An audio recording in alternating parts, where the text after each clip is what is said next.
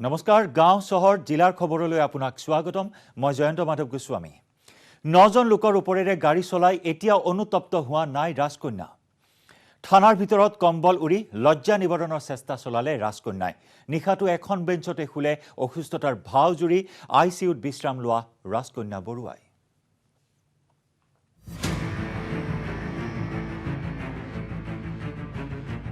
অন্তপৰিল ৰাজকন্যাৰ এদিনৰ আৰক্ষী জিম্মা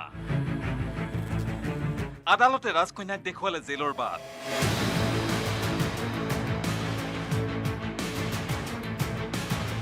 জেললৈ যোৱাৰ পূৰ্বে লাহবিলা এৰি বেঞ্চিত শুলে ৰাজকন্যাই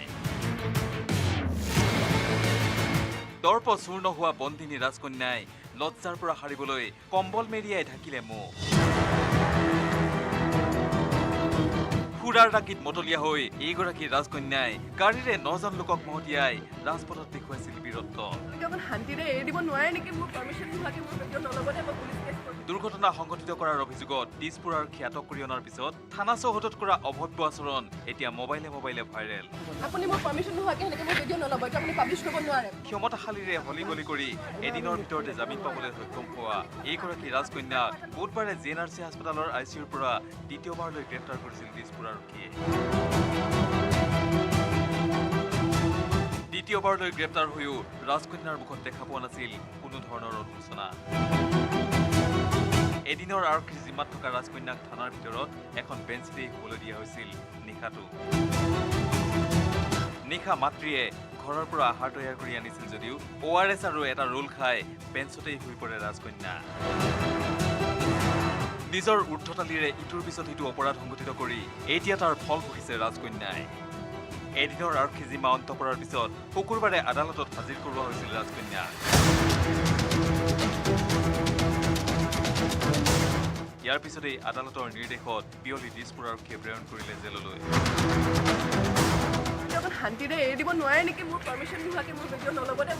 ভাস্কৰজ্যোতি হাজৰিকাৰ report news 18 Assam north east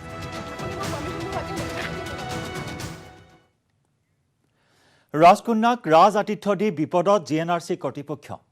আৰক্ষীৰ জেৰাৰ সন্মুখীন জিএনআৰচি কৰ্তৃপক্ষ শীঘ্ৰেই গ্ৰেপ্তাৰ হ'ব পাৰে ডাক্তৰ নৱনীল বৰুৱা ইতিমধ্যে জিএনআৰচি কৰ্তৃপক্ষই ৰাজকন্যাক সুৰক্ষা দিয়া তথ্য প্ৰমাণো লাভ কৰিছে তদন্তকাৰী বিষয়াই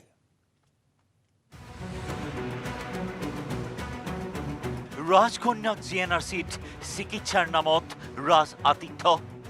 ডাক্তৰ নৱনীল বৰুৱা জিএনআৰচি কৰ্তৃপক্ষলৈ সমন আৰক্ষীৰ মাৰাথন জেৰাৰ সন্মুখীন জিএনআৰচি কৰ্তৃপক্ষ শুকুৰবাৰে পুৱা থানাত হাজিৰ হৈ ডাক্তৰ নৱনীল বৰুৱাৰ কেমেৰাৰ সন্মুখত মন্তব্য ৰাজকন্যাক মই কোনো সহায় কৰা নাই আৰু ৰাজকন্যাক মই চিনি নাপাওঁ আপোনাৰ বিৰুদ্ধে অভিযোগ ৰক্ষণাবেক্ষণ দিয়া ৰাজকন্যা এটো কি কব এটো ভুল অভিযোগ আগতে ঘনিষ্ঠ নেকি নহয় মেডিকেল বোৰ্ডত যে আগতে চিনি পায় আপোনালোকে ৰাইজে কি বিনা কোনো মেডিকেল ভুল আপুনি ভুল কোনো ভুল নহয় আমি যি কৰিছো সকলো মেডিকেল এথিক্স মতে কৰিছো আমি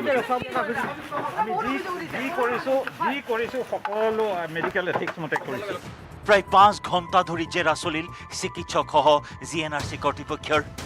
জেৰাৰ অন্তত আৰক্ষীয়ে আদালতত দাখিল কৰিব জেৰাৰ সবিশেষ ইতিমধ্যেই এগৰাকী অভিযুক্তক চিকিৎসক নৱনীল বৰুৱা আৰু জিএনআৰচি চিকিৎসালয় কৰ্তৃপক্ষই সহায় কৰাৰ তথ্য লাভ কৰিছে তদন্তকাৰী বিষয়াই নিউজ 18ৰ হাতত পৰা তথ্য অনুসৰি চিকিৎসক নৱনীল বৰুৱাই আৰক্ষীৰ জেৰাত দিয়া তথ্য মতে আচলতে চিকিৎসালয়ত ভৰ্তি হৈ থকাৰ সময়তেই ৰাজকন্যাই বাৰম্বাৰ হোৱাটছআপ যোগে নৱনীল বৰুৱাক আইচিইউত ভৰ্তি হ'বলৈ অনুৰোধ জনাইছিল আৰু যদিহে আচলতে আইচিইউত ভৰ্তি নকৰায় তেন্তে আত্মহত্যাৰো ভাবুকি দিছিল ৰাজকন্যাই কিন্তু এয়া কিমান দূৰ সত্য সেয়া ক'ব কেৱল তদন্তকাৰী বিষয়াহে কিন্তু ইতিমধ্যে এটা কথা নিশ্চিত আদালতৰ পৰা সেউজ সংকেত পালেই হয়তো অতি শীঘ্ৰেই গ্ৰেপ্তাৰ হ'ব পাৰে চিকিৎসক নৱনীল বৰুৱা 50 মিনিটত দিছপুৰ থানাত হাজিৰ হ'ল চিকিৎসক ডাক্তৰ নৱনীল বৰুৱা আৰু জিএনআৰচিৰ অধীক্ষকসহ নাৰ্ছ তদন্তকাৰী বিষয়াৰ পৃথকে জেৰা ৰাজকন্যা বৰুৱাৰ ঘটনাৰে সাঙুৰ খাই পৰা জিএনআৰচি হাস্পতালৰ চিকিৎসক নৱনীল বৰুৱা আৰু হাস্পতাল কৰ্তৃপক্ষক কেমেৰা পাৰ্চন অঞ্জন ডেকাৰ সহযোগত ভাস্কৰজ্যোতি হাজৰিকাৰ report news 18 Assam north east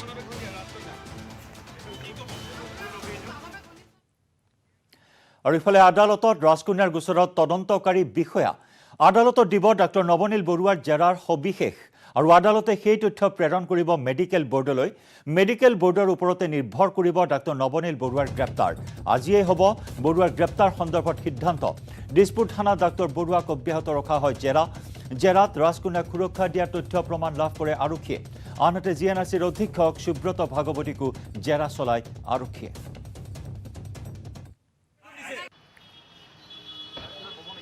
Barua ডাঙৰীয়া আপোনাৰ বিৰুদ্ধে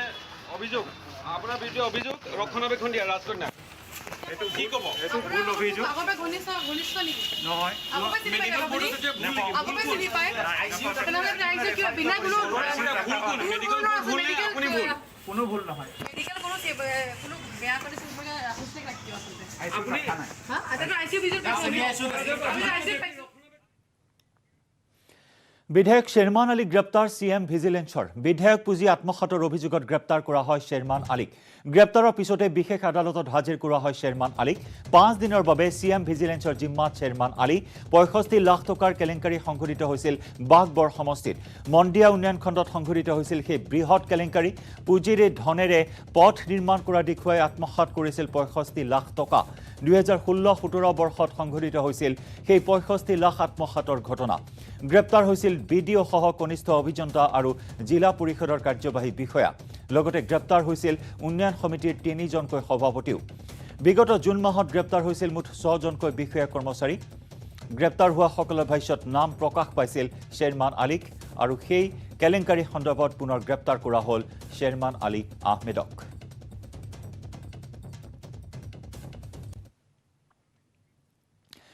আদানী এয়াৰপোৰ্ট লিমিটেডক বৰঝাৰৰ লোকপ্ৰিয় গোপীনাথ বৰদলৈ আন্তঃৰাষ্ট্ৰীয় বিমানবন্দৰৰ হস্তান্তৰ কৰা কাৰ্যৰ বিৰুদ্ধে বিমানবন্দৰৰ সন্মুখত প্ৰতিবাদ সাব্যস্ত কৰে অসম জাতীয় পৰিষদে অৱশেষত হস্তান্তৰ হ'ল বৰঝাৰ বিমানবন্দৰ বৃহস্পতিবাৰে নিশা 12 বজাত আদানী এয়াৰপোৰ্ট লিমিটেডৰ হাতত হস্তান্তৰ হ'ল বৰঝাৰস্থিত লোকপ্ৰিয় গোপীনাথ বৰদলৈ আন্তঃৰাষ্ট্ৰীয় বিমানবন্দৰ ভাৰতীয় বিমান প্ৰাধিকৰণে নিশা 12 বজাত হস্তান্তৰ কৰে আদানী এয়াৰপোৰ্ট লিমিটেডক ভাৰতীয় বিমানবন্দৰ প্ৰাধিকৰণৰ বিষয়ববীয়াসকলে আনুষ্ঠানিকভাৱে আদানী গ্ৰুপৰ হাতত চমজাই দিলে বৰঝাৰ বিমানবন্দৰৰ চাবি বিমানবন্দৰৰ ভিতৰচোৱাত নিশাৰ ভাগত অসমৰ থলুৱা কৃষ্টি সংস্কৃতি পৰিদৰ্শন কৰি দায়িত্বভাৰ গ্ৰহণ কৰিলে আদানী এয়াৰপোৰ্ট লিমিটেডে এতিয়াৰে পৰা আদানী গ্ৰুপৰ হাতত লোকপ্ৰিয় গোপীনাথ বৰদলৈ আন্তঃৰাষ্ট্ৰীয় বিমানবন্দৰ যাৰ বাবে ভাৰতীয় বিমানবন্দৰ প্ৰাধিকৰণৰ বহু কৰ্মচাৰীয়ে দুখ প্ৰকাশ কৰি অসম তথা ভাৰতবৰ্ষৰ বাবে এই দিনটো ক'লা দিৱস হিচাপে পৰিগণিত কৰে যেহেতু 100 বছৰে ভাৰতীয় বিমানবন্দৰ প্ৰাধিকৰণে গোটেই দিশত সেৱা আগবঢ়াই আছিল ঠিক তেনেদৰে ভাৰতীয় বিমানবন্দৰ প্ৰাধিকৰণৰ অধীনৰ লোকপ্ৰিয় গোপীনাথ বৰদলৈ আন্তঃৰাষ্ট্ৰীয় বিমানবন্দৰেও 1958 চনৰ পৰাই সেৱা আগবঢ়াই আহিছিল যাৰ বাবে আদানী গ্ৰুপৰ হাতত বৰঝাৰ বিমানবন্দৰ 50 বছৰৰ বাবে গতাই দিয়াত দুখ প্ৰকাশ কৰি ক'লা দিৱস হিচাপে পালন কৰে বহু সংখ্যক কৰ্মচাৰীয়ে আজি 50 বছৰে যে গুৱাহাটী বিমানবন্দৰৰ ভূমি তথা যিবিলাক সম্পত্তি সেইটোৱে লিজত দিয়া নাই আমাৰ কৰ্মচাৰীসকলকো অহা 3 বছৰলৈ তেওঁলোকে লিজত দিছে আৰু 3 বছৰৰ পিছতে আমাৰ এই ব্যৱস্থাটো সম্পূৰ্ণ হ'ব যে কৰ্মচাৰীসকল এয়াৰপৰ্ট অথৰিটি অফ ইণ্ডিয়াত থাকিব নে আমাৰ প্ৰাইভেট অপাৰেটৰ আদানীৰ ওচৰত থাকিব ক'ব পাৰোঁ যে এটা নিশ্চয় এটা ডাঙৰ ৰহস্য আছে যি ৰহস্যৰ কাৰণে তেওঁলোকে আজি প্ৰায় 3000 বিঘা মাটি তেওঁলোকে পানীৰ দৰত নি কিনে আমাক আদানী গ্ৰুপক আজি গতাই দিছে ইয়াত দুৰ্ভাগ্যজনক অসম তথা ভাৰতবৰ্ষৰ কাৰণে এটা কলা দিন হিচাপে আজি পৰিগণিত হ'ল দক্ষিণ কামৰূপৰ পৰা ধ্ৰুৱজ্যোতি কলিতাৰ report news 18 Assam north east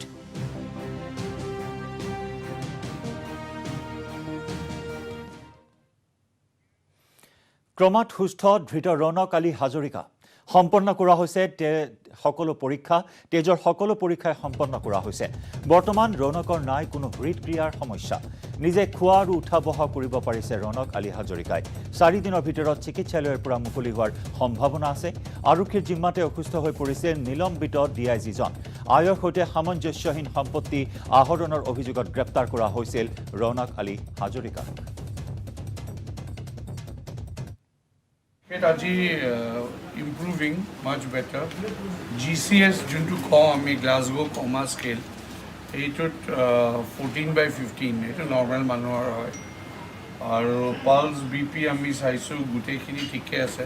saturation oxygen saturation 99% in room air আজি কথা চথাও পাতিছে টেকনিকেলি যদি চাওঁ ইজ ইম্প্ৰুভড এ লট কালি ৰাতিপুৱাৰ পৰা এতিয়ালৈকে এতিয়াও ICUতে থাকিব বাকী একো বেমাৰ নাই হাৰ্টৰ বেমাৰ যোনটো কৈছিল সেইটো নাই ECG তুংগত উঠিছে উপনিৰ্বাচনৰ বতাহ অন্তিম দিনা মনোনয়ন দাখিল কৰিলে শাসক বিৰোধীৰ কেইবাগৰাকীও প্ৰাৰ্থীয়ে মনোনয়ন দিলে বিজেপিৰ প্ৰাৰ্থী সুশান্ত বৰগোহাঁই ৰূপজ্যোতি কুৰ্মী ফণীধৰ তালুকদাৰে মনোনয়ন পৰ্বত অংশ ল'লে মুখ্যমন্ত্ৰী ডক্টৰ হিমন্ত বিশ্ব শৰ্মাই উপনিৰ্বাচনৰ মনোনয়ন পত্ৰ দাখিলৰ অন্তিম দিন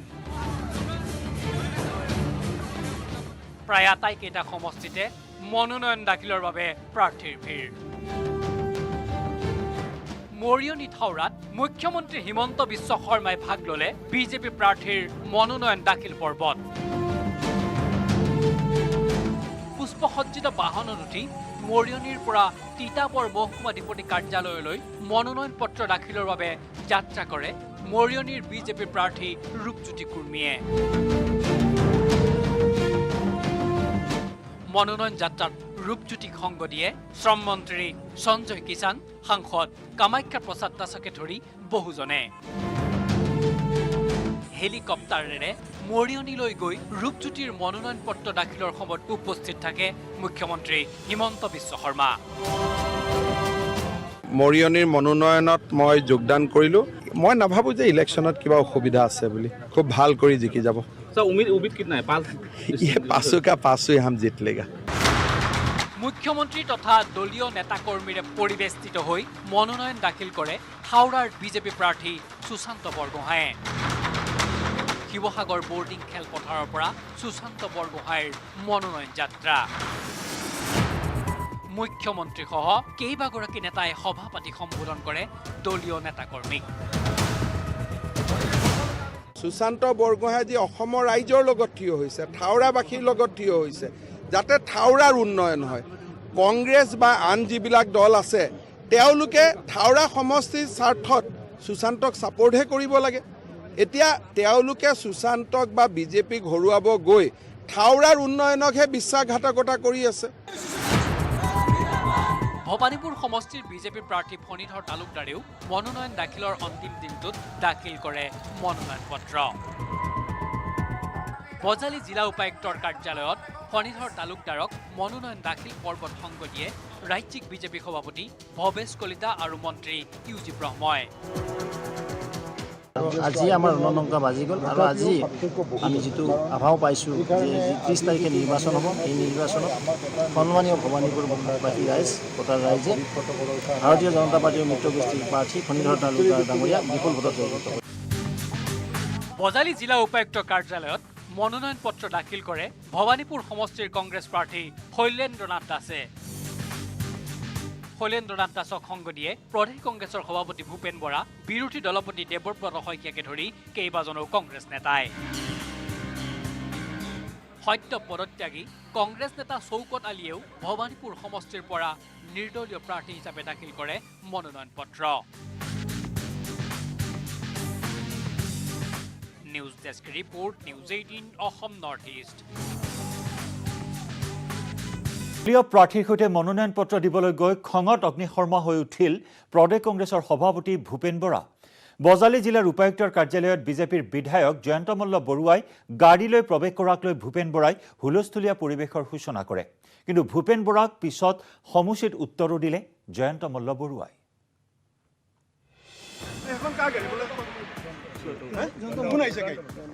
বিৰোধী দলপতি অসম বিধানসভাৰ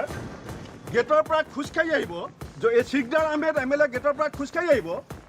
আৰু বিজেপি দলৰ MLA হ'লে গাড়ী লৈ পেলাই আহিব এইখন কি চৰকাৰ এই অফিচাৰবিলাক কি বিজেপিৰ বহতীয়া ভিত্ৰ নেকি ভূপেন বৰাৰ আকৌ খং উঠিছে আমাক ইয়াৰ উত্তৰ লাগিব অসমৰ চিফ ছেক্ৰেটাৰীক আমি ইয়াৰ পৰা উত্তৰ বিচাৰিম বজালী জিলা উপায়ুক্তৰ কাৰ্যালয়ৰ চৌহদত তৰ্জন গৰ্জন কৰিছে প্ৰদেশ কংগ্ৰেছৰ সভাপতি ভূপেন বৰাই।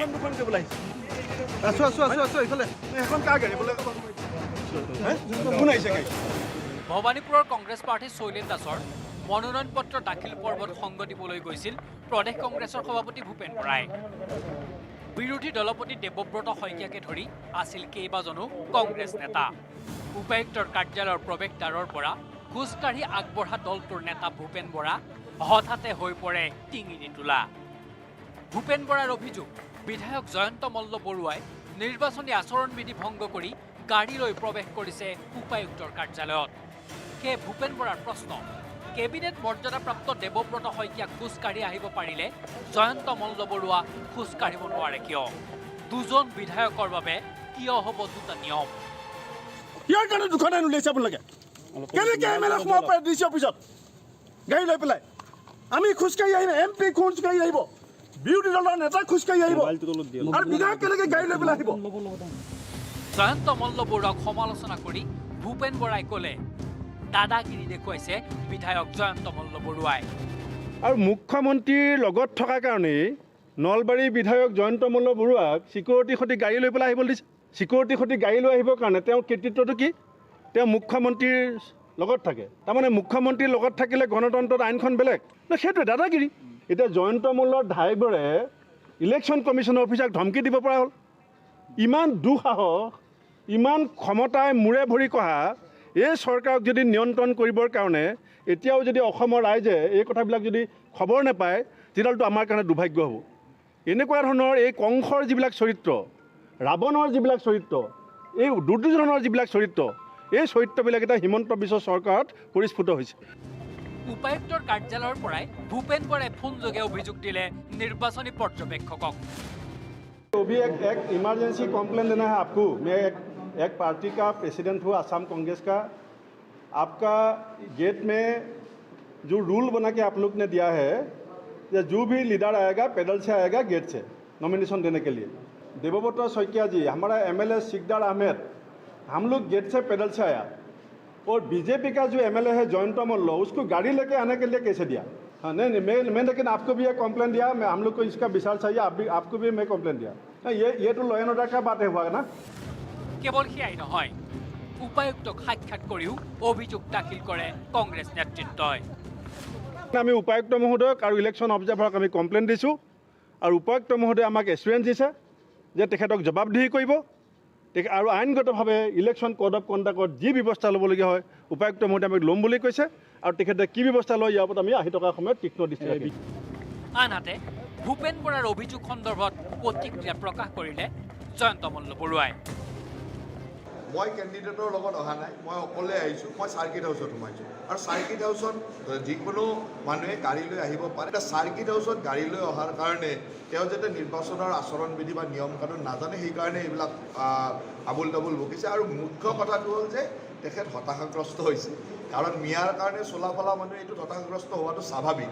আৰু তেখেতে জানে যে ইয়াত যিজন কেণ্ডিডেট তেওঁলোকে দিছে, মইতো কওঁ যে 5,000 ভোট পালে বহুত, চিকিউৰিটি কৰ্মীটো হ'বই,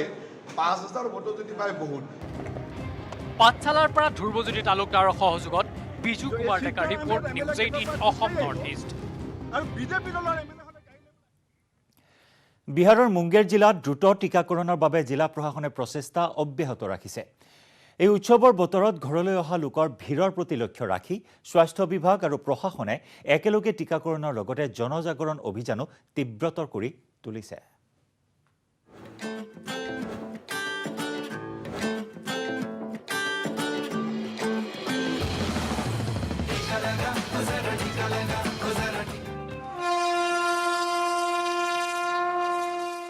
এয়া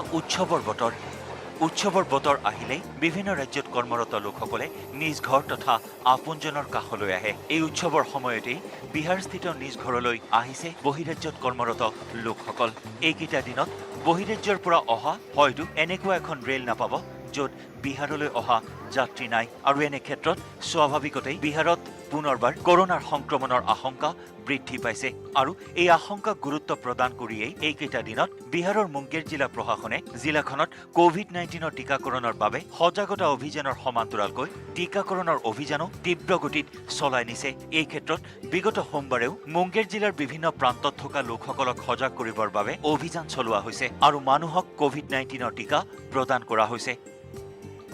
जागरूक किया जा रहा है और बताया जा रहा है कि कहाँ पे वैक्सीनेशन सेंटर 2 अक्टूबर को बनेगा, वहाँ पे आके वो वैक्सीन लेंगे। प्रत्येक पंचायत में हम लोग 3-3 वैक्सीनेशन सेंटर बना रहे हैं, जहाँ पे सभी लोग आकर लेंगे।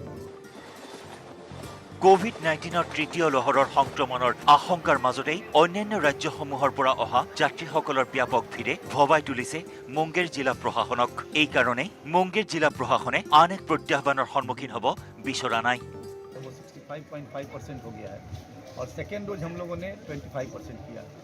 जो हमारा 2 अक्टूबर को गांधी जयंती के अवसर पे जो महाअभियान चल रहा है, उसमें हम लोग सेकेंड डोज को ज़्यादा फोकस कर रहे हैं। तो सेकेंड डोज के जो लोग हैं, जो बचे हुए हैं, जिनका ड्यू डेट पूरा हो गया है, उन लोगों को हम लोग ज़्यादा फोकस करें। স্বাভাৱিকতেই এই উৎসৱৰ মাহে বিহাৰবাসীৰ বাবে আনন্দৰ বতৰা কঢ়িয়াই আনে। এফালে চহৰৰ পৰা গাঁৱলৈ বজাৰসমূহত চমক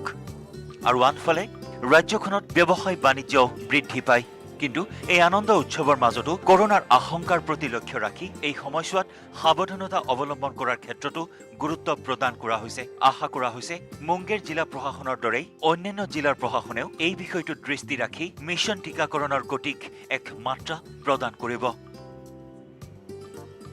ব্যুৰো ৰিপৰ্ট, নিউজ 18 নেটৱৰ্ক।